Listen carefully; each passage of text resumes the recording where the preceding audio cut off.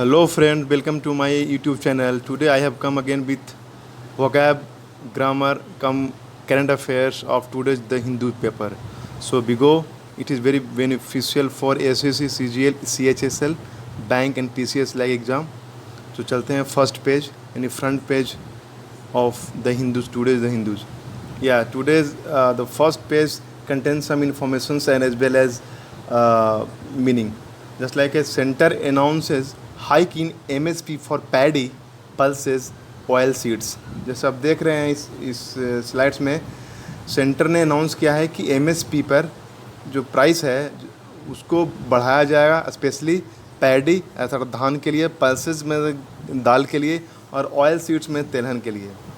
तो अगर मैं यहाँ बात करना चाहूँ मीनिंग की, तो यहाँ मीनिंग में एक मीनिंग के रूप में हाइक है, which is very well known meaning and I know that you people know, but I want to explain some synonyms of that English.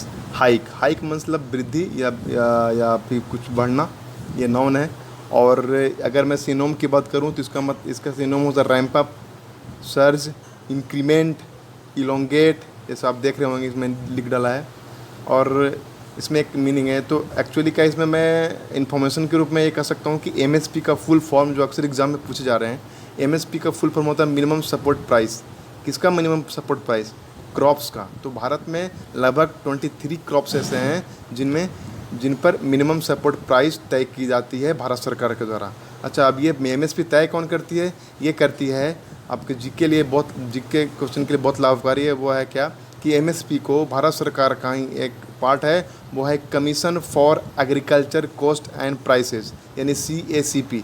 ये सन 2009 से यानी वर्ष 2009 से ये कीमत और ये जो MSP तय करती है फसलों के लिए। तो ये दो इंपॉर्टेंट थिंग है कि 23 क्रॉप्स के लिए दिया जाता है। इनका full form minimum support price होता है और इसको जो मिनिमम MSP जारी करने वाला CACP होता है। अच्छा, एक और बात इसमें इस स्लाइड्स में है इनोकुलेशन। इनोकुलेशन मतलब क्या होता है? इनोकुलेशन मतलब होता है vaccination. This is synonym of vaccination. Sometimes you will see vaccination, sometimes you will see inoculation. So these 2 or 3 meanings very good. So चलते हैं नेक्स्ट पेज। नेक्स्ट पेज पे क्या है? या shun vaccine nationalism says UNGA president elect. Recently में UNGA जो united nation general assembly हैं, उनके नए प्रेसिडेंट का चुना हुआ है और वो हैं मालदीव के फॉरेन मिनिस्टर अब्दुल्ला शहीद। जीके और एग्ज़ाम के पॉइंट ऑफ व्यू से बहुत इंपॉर्टेंट है कि UNG का full form United nation general assembly होता है और इनके जो नए इलेक्टेड है प्रेसिडेंट वो अब्दुल्ला शहीद है। अगर मैं इंग्लिश मीनिंग की बात करूं तो सन मतलब होता है ये वर्ब, इसका मतलब होता है दूर रहना यानी कास्ट अवे। अगर सिनोम की बात करूं तो कास्ट अवे, अब्सटेंशन। और इसमें एक्चुअली कहना चाह रहे हैं कि shun vaccine nationalism says UNGA president elect. उन्होंने बोला कि वैक्सीन का राष्ट्रीयकरण से दूर रहना चाहिए, एक ये ग्लोबली होनी चाहिए। अगर आप ऐसा करते हैं तो ये जो एफर्ट लगाए जा रहे हैं इरेडिकेट करने के लिए पेंडेमिक को, उसमें बाधा पहुंचेगी। अच्छा, इसमें एक मीनिंग आ रही है इरेडिकेट। इरेडिकेट ये वर्ब है। इरेडिकेट मतलब होता है किसी चीज़ को हटाना, पूरी तरह उन्मूलन करना, जड़ से उखाड़ना।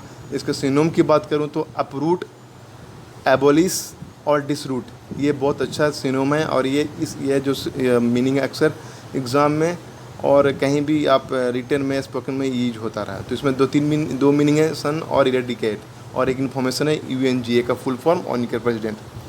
Next page.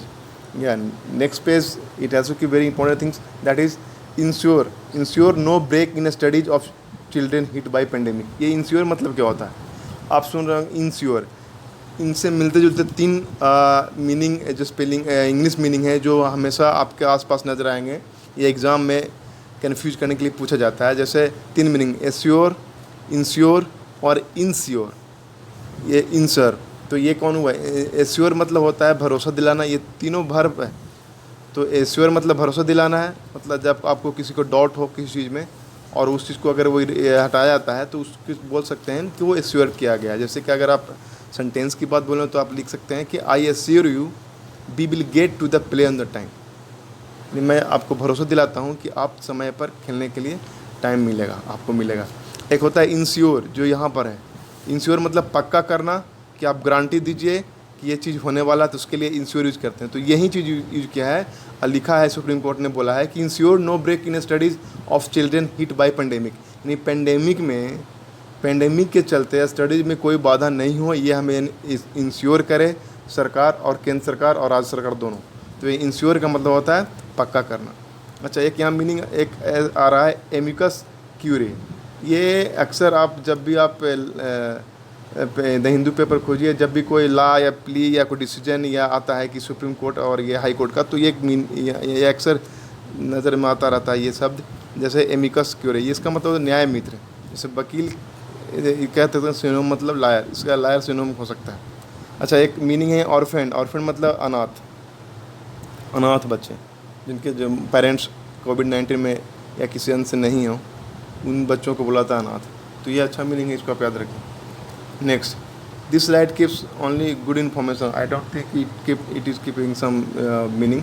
Actually new election commissioner appointed, यानी अपॉइंटेड किया गया है न्यू इलेक्शन कमिश्नर को, वो है अनूप चंद्र पांडे। जिससे फिगर में देख रहे हैं वो अनूप चंद्र पांडे हैं, इनको नए इलेक्शन कमिश्नर बनाया गया। चीफ इलेक्शन कमिश्नर नहीं, चीफ इलेक्शन कमिश्नर तो ऑलरेडी सुशील चंद्र हैं, ये इलेक्शन कमिश्नर हैं जो यूपी के IAS कैडर के रिटायर्ड IAS हैं।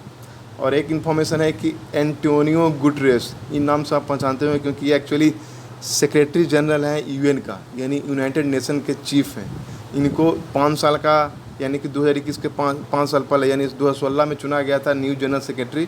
अब इनके टर्म को फिर से रिन्यूअल कर दिया गया है और बोला है कि आप फिर से 5 साल में आप रहें। तो ये आप याद रखें, पुर्तगाल के पूर्व प्रधानमंत्री एंटोनियो गुटेरेस, जो अब इनको फिर से रिन्यूअल कर दिया गया है as a secretary general of UN। ये इस स्लाइड में क्या है कुछ देखिए, इसमें बहुत अच्छा मीनिंग है जो बहुत कम जगह में मतलब मिलता होगा। जैसे ये एम्यूजमेंट मतलब क्या होता है? एम्यूजमेंट मतलब होता है मनोरंजन, इंटरटेनमेंट।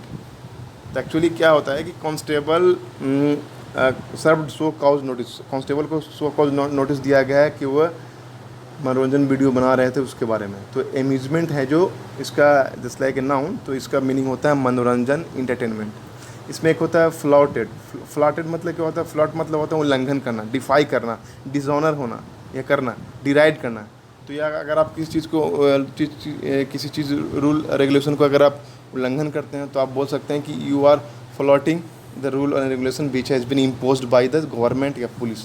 तो यू कैन राइट जे सेंटेंस। अच्छा, इसमें एक मीनिंग है डिसबर्समेंट। यस, डिसबर्समेंट मतलब क्या होता है? इसका मतलब होता है जब कोई व्यक्ति बहुत बल्क मात्रा में या बहुत ह्यूज अमाउंट में किसी चीज़ को देता है, किसी आदमी को पैसे देता है, भुगतान करता है, उसको बोलता है डिसबर्समेंट। एक्चुअली ये जब भी सरकार किसी किसान को लोन देती है या फिर कोई बैंक किसी को लोन देता है तो उसको हम डिसबर्समेंट बोलते हैं। डिसबर्समेंट मतलब वितरण, भुगतान। इसको आप एज ए बहुत सा सेंटेंस में आप लिख सकते हैं कि the house loan was disbursed in 2 instalment.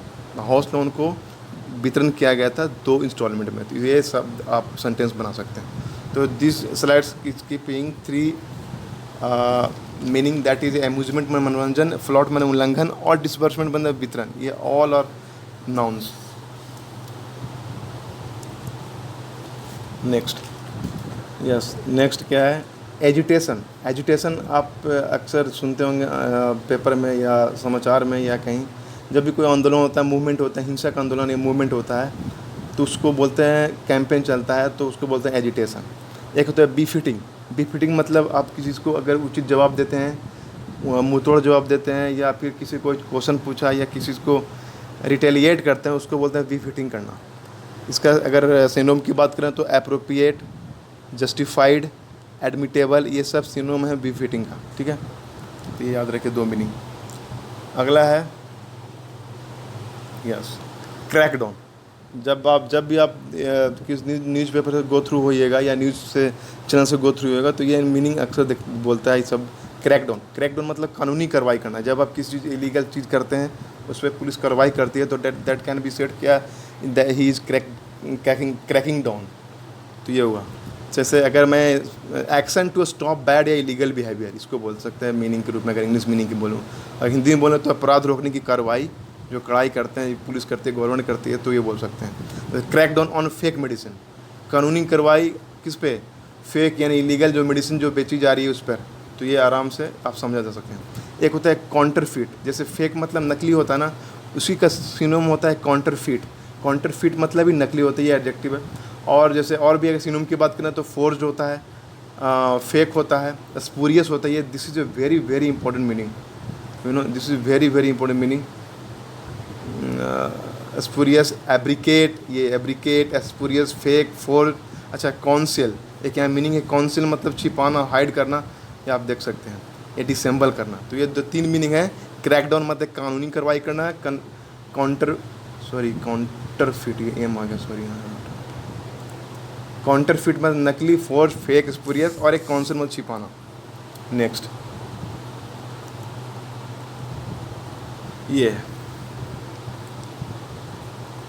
है क्या, मैक्रोन स्लैप्ड इन फेस ड्यूरिंग वॉकअबाउट। ये एक्चुअली क्या है कि फ्रांस के राष्ट्रपति इमैनुअल मैक्रोन, ये बहुत फेमस नेता रहे हैं, और उनको अगर वो सैर पर निकले तो उन्हें कोई किसी ने स्लैप किया यानी कि थप्पड़ मारा था, उसके बारे में न्यूज़ है।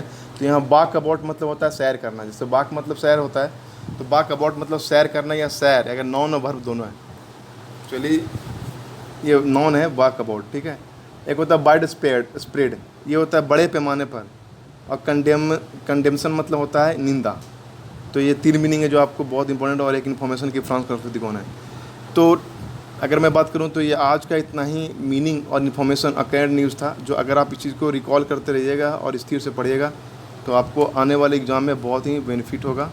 तो इस सीरीज़ को कंटिन्यू रख रहा हूँ मैं, और नेक्स्ट टाइम मैं फिर अगले दिन का करंट अफेयर्स और ये स्पेलिंग और वोकैब और ये सब ग्रामर लेकर आऊँगा। तो तब तक के लिए इसको आप देखिए, शेयर कीजिए, लाइक कीजिए। अगर if you like then please subscribe and share this all the content which I made for you. So next time we will come again. Thank you.